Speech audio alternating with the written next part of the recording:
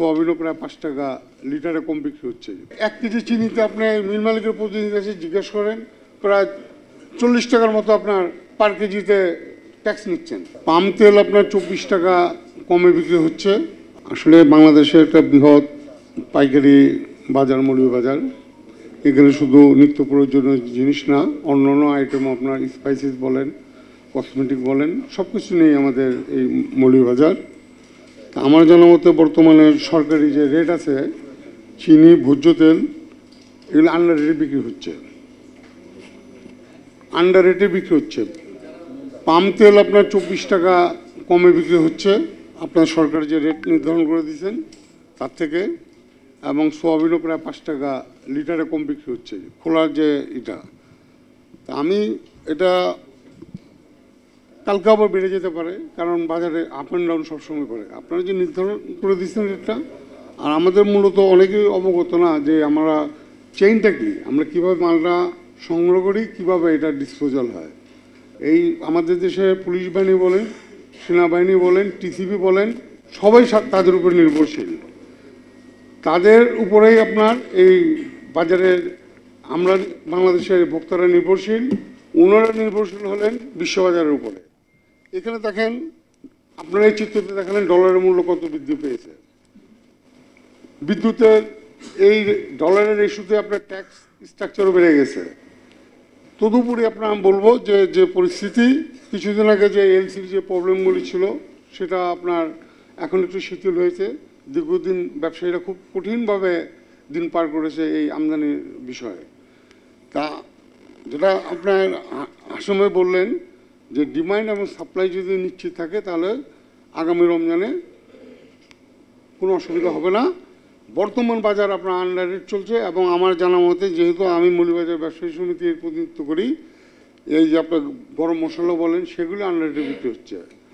যেখানে বিদ্যুতের মূল্য বেশি, গ্যাসের মূল্য বেশি, এরপরও যে আপনার স্বনির্ভর যে বাজার আছে, এটাকে যদি ধরে রাখা যায়, তাহলে আপনার রমজানের কোনো প্রবলেমের কিছু দেখছি না। যারা নাকি আমদানিকারক, উৎপন্নকারী, যারা আপনার এই সারা বাংলাদেশের সমস্ত মানুষের চাহিদা মেটাচ্ছেন, ইভেন কি টিসিবির চাহিদা, তারাই টিসিবি মালামাল তাদের কাছে নিচ্ছেন।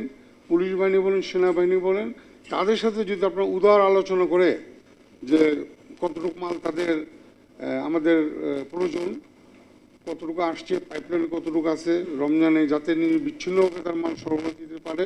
যেটা সারিয়া সব বললেন, গ্যাস, মাঝে মাঝে দেখা যায় বিদ্যুতের প্রবলেম থাকে, বিভিন্ন ধরনের জটিলতাগুলি। যেহেতু খুব আর্লি আপনার মিটিংটা করা হয়েছে, এখন যদি কোনো ত্রুটি থাকে তাহলে সুন্দরভাবে সমাধান করা যাবে। আর আমি একটা অনুরোধ করব যে আপনার এই রমজান আসলে আমরা শান্তিপূর্ণভাবে ব্যবসা করতে পারি না।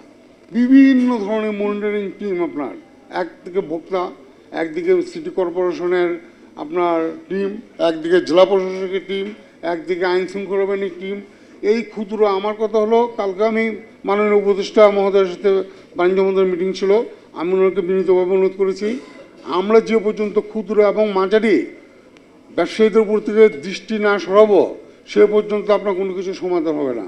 2 টাকা যদি আপনার চিনিতে বেড়ে যায়, তাহলে দেখা যায় কারণ বাজারকে আপনারা 2 লাখ টাকা জরিমানা করে দিলেন। আপনার শফিকুজ্জামান সাহেব যখন ডিজি ছিলেন ভোক্তার, আমি স্যারকে সুস্পষ্টভাবে বলেছিলাম যে আপনি এই কারণ বাজার, মৌলভী বাজার 6টাকে ব্যবসায়ীকে দিয়ে আপনারা করেন, যেখানে থেকে ডিস্টার্বটা মেইন, সেখানে গিয়ে আপনারা করা কেন করছেন না, যেখানে সাপ্লাই চেনের ডিস্টার্ব আছে।